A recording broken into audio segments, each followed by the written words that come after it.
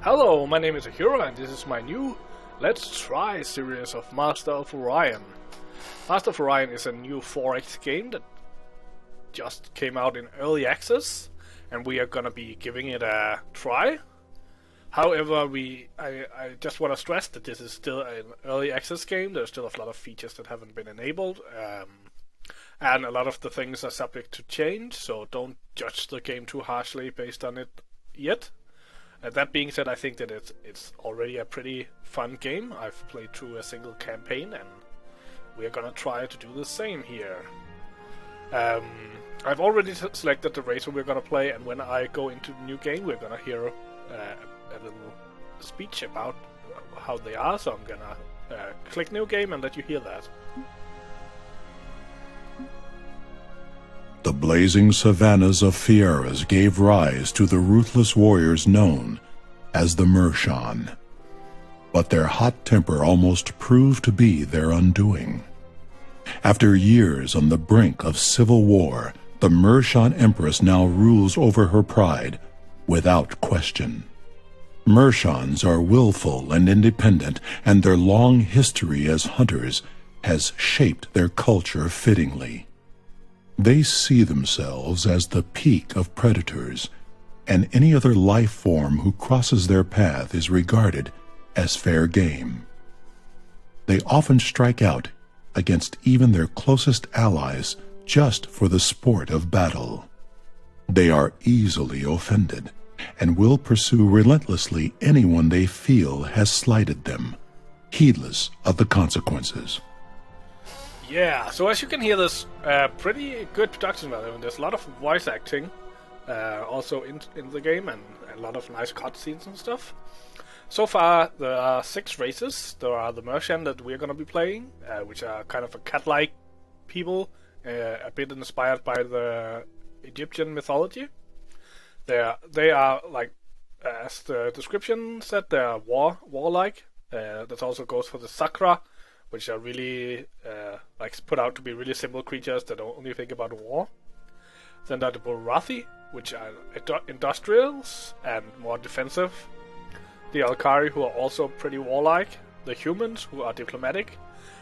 And the Cylon, who are sciencey types.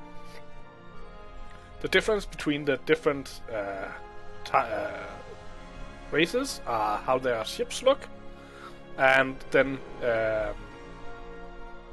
these things, for example, we start with extended barracks, so we can have more marines on our planets.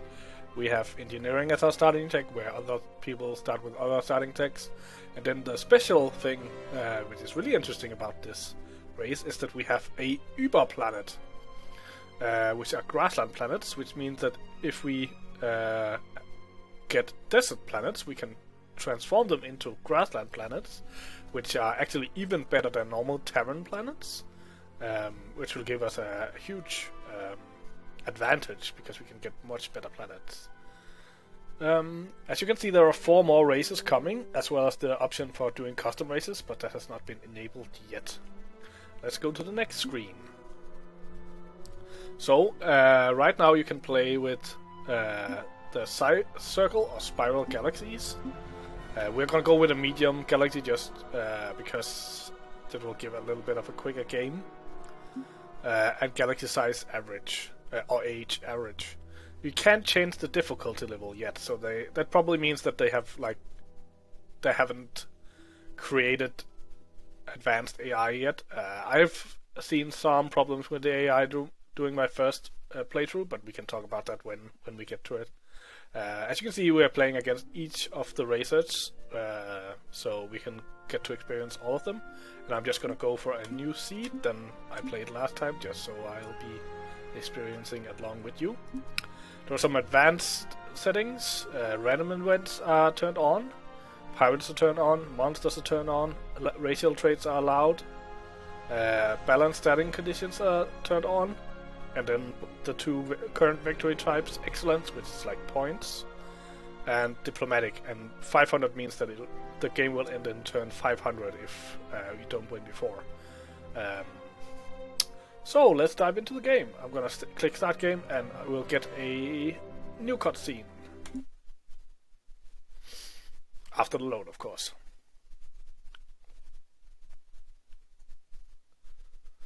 Just a minute. And...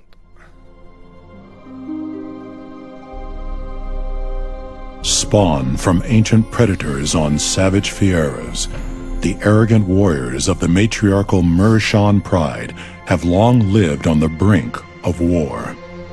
Thirsty for power, their claws always ready for the next kill.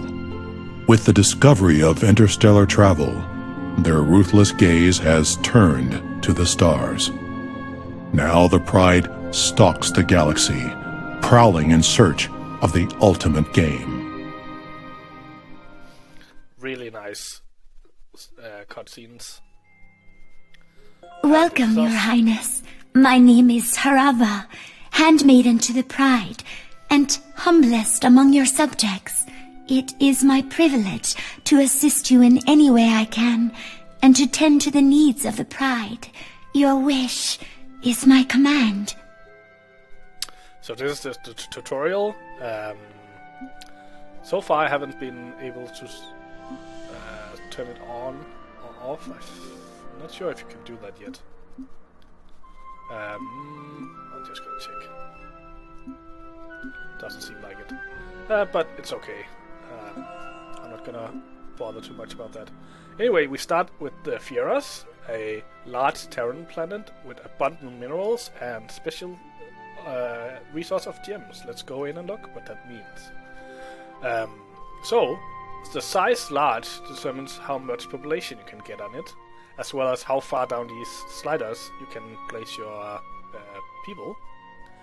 Then the biome, Terran, decides how much food the planet will generate. And Terran is of course like a Earth-like planet, so it's fairly good.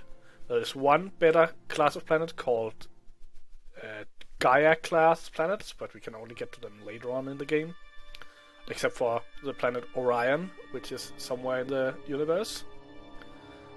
Then there are minerals, and we have an abundant planet, which is like a average planet, which means that we have this production. As you can see, both food and mineral production tapers off as you put more people on it. So the first couple of people you put on gives a lot, and then less and less and less. So it's kind of, the more people you put into it, you can get a little bit more out of the planet, but it won't give the same as the first couple. Everyone starts with a colony ship in production that will finish in one turn, and it will finish in one turn even if we take our guys off of it. As you can see, you kind of, the way you control your production is by moving guys between these sliders. Unlike in other 4X games, you usually have like an area you exploit, but here it's just moving people from one slider to another. But as you can see, we just need one guy. If we take him off, we won't produce it, but if we leave him on, we'll produce it in one turn. So we might as well get some extra science. And speaking of science, let's go and look at research. Your trackers await your command, Highness. So this is the default research screen, where you just see the research that you're actually allowed or able to research right now. You can also go into the tech tree and see like the whole tech tree, which is a long tech tree. I have not been to the end of this. I think I got to about this level before I won my last game. Anyway, as you can see, we have space travel, of course, and we have engineering, which is our starting tech. The other starting techs are government, which allows for research laboratory and government support facility. Government support facility gives morale, which is happiness in this game, and is what you use to make your new colonies, new planets more happy. Then there's physics, where you can build the automated factory, which is the first production building, and you can also give a upgraded blaster for your ships. And finally there's biology, which will give hydroponic farms and biospheres. And hydroponic farms is +2 food, and biospheres is +1 food and +1 research. Later on we'll be presented with research like this, genetic engineering, where there are 2 options and we can only choose one. So when we at some point in the future research this, we can choose between microbiotics or telepathic training, but not both. And if we want the other, we'll have to trade with other empires. So this is a nice and interesting thing. Anyway, I think we will start with physics, since getting production is really nice for getting all the other buildings. So we'll start there. As you can see, because we moved those extra guys up here, we'll get it in 3 turns, which is really nice. Then we have our... Excuse me, Highness. And as you say, exploration is paramount, so let's start on that. Let's zoom out a little bit, and we can see that we already know of 2 other star systems. In this one we know that there's one planet, it's a brown star, and these extremely rare stars usually host no planets at all, and those that do rarely have habitable environments. So it's not that good of a bet for our first planet, but we need to go in that direction anyway. So I'm gonna send the first scout to that planet. As you can see, there's if you move within a solar system, you can move one space in, like from one planet to another, or to a warp point in one turn, and then depending on the speed of your ships, warping between star systems takes a number of turns, in this case 2. I'm gonna send the other scout to this system. We may see how many planets are. Oh yeah. Once you get to the warp point to a system, you can see how many planets there are, but not which types. And then we finally have our only military ship, a frigate. We're gonna send it to this other planet in Your Earth Highness, to see what it is. if I may. And then she's just telling us that we can go to the next turn. Anyway, the other planet is a gas giant.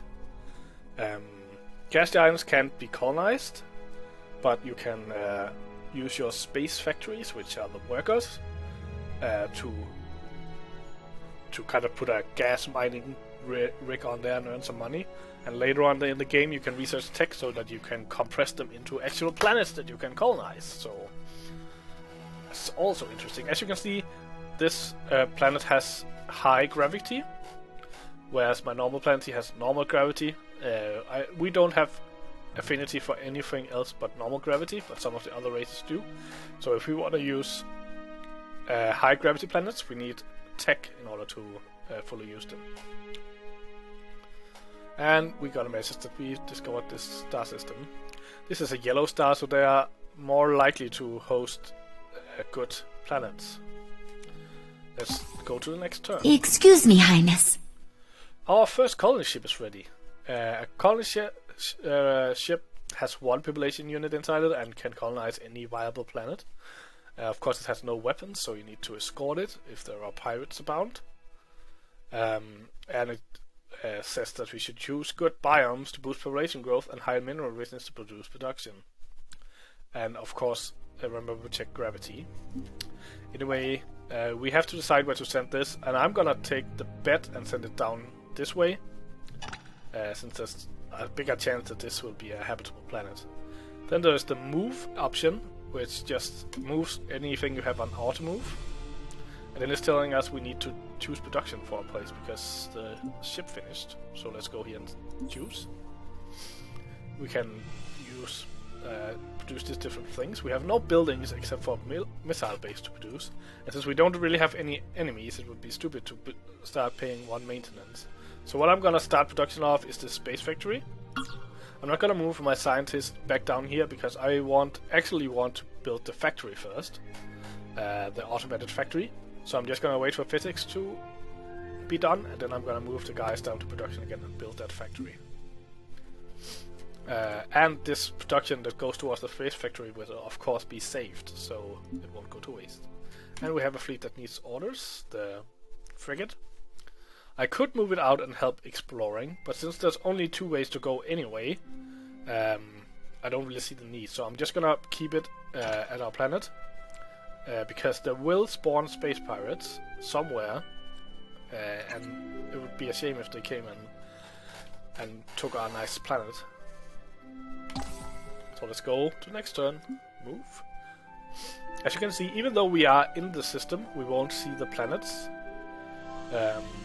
But we can get a research in the future that will allow us to scan all planets as soon as we get into.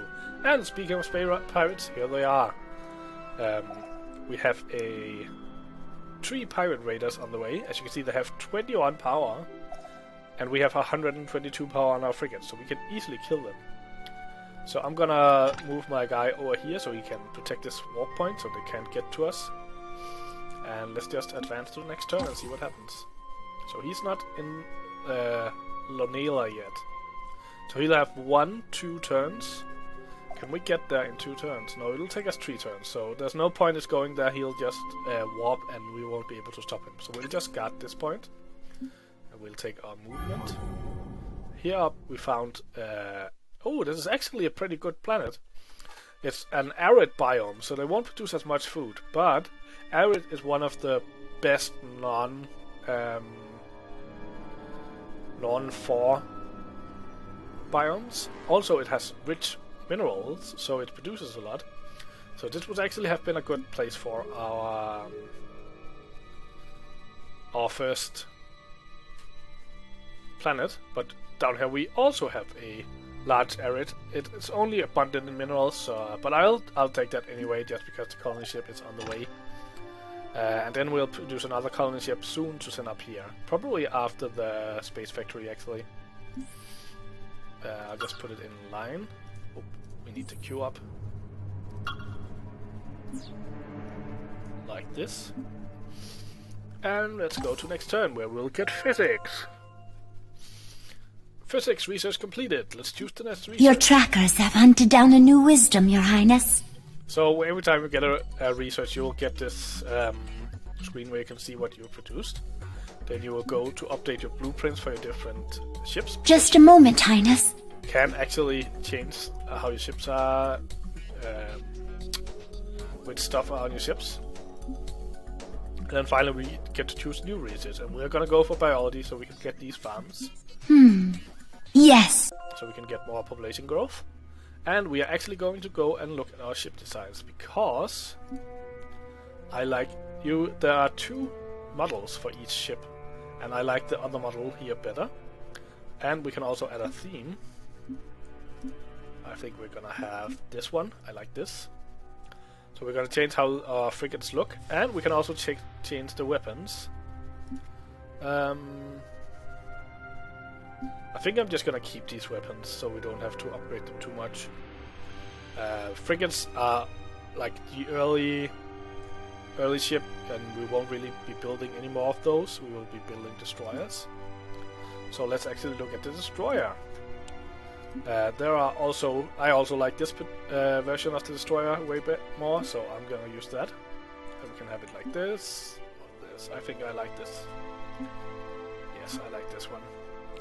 And they have more weapons, as you can see. They have nuclear missiles, nuclear bombs. Nuclear bombs are for bombing planets.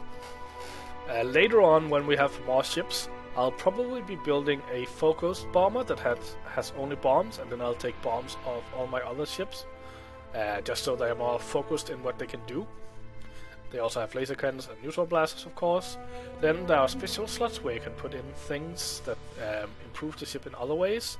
As you can see, we have an augmented engine that can boost the warp speed. But I won't use space for that. It'll be more relevant in future ship types that are bigger. We can also change the armor and drive, but this is mostly just updated. There aren't that many different types, at least not yet. And we can rename it if we wanted to, but I'm just gonna keep the name Destroyer. Probably not call it Destroyer. Frigate.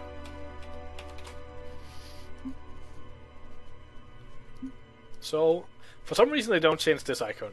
That's probably just a mistake. But they should really change that also. Anyway, now we've updated them. Let's send this guy home and be updated.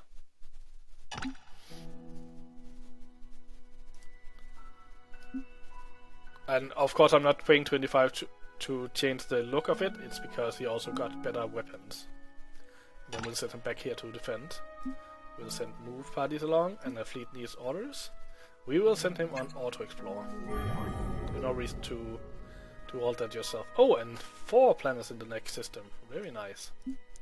And I believe he is also just ready to be sent on Auto Explore. Hopefully he won't be shut down by those pirates. So far, I've not experienced them to be that aggressive though. Let's go to the next turn.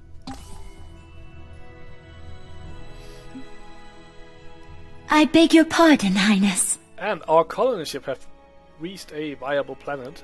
Colonizing planets for different planetary systems is a good way to expand the range of our scanners. Choose planets with good biomes to boost production, blah blah blah. I think that's more or less the same text. But let's colonize this planet.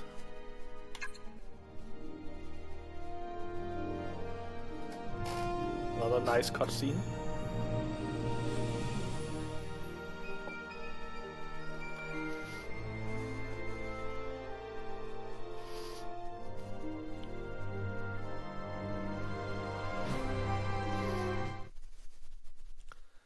And we have our first colony. This was the large arid planet with only abundant mineral, so it'll be a little worse at production, but as you can see it's the same as our starting planet. I will move this guy into food production though, because I would rather have more population, and we will build some production for this planet by getting the automated factory. And yeah, that's all I want to do on this planet. And I just remembered that I forgot to change this to an automated factory and to put these guys down into production again. One thing we haven't talked about yet is pollution. Pollution comes when you produce too much in a system, and it can be, you can get different techs that allow you to clean up pollution automatically, or you can do this like by using worker forces. Technology only works like forward, so it cleans up whatever production you're doing now, so it doesn't produce pollution anymore. It doesn't clean up the pollution that are already there. So if you have polluted a lot on a planet, you'll have to clean it up. The AI pollutes a lot, I have seen, so whenever you take over planets that have been used by the AI, there'll usually be some pollution that you have to clean up. But we'll see that when we get there. Anyway, this episode has now reached the point where I'll have to end it. I hope you have enjoyed the episode so far, and if you did, please hit the like button and maybe even subscribe to my channel. I'll be putting out lots more videos like this, and hope to see you in them. Have a good day.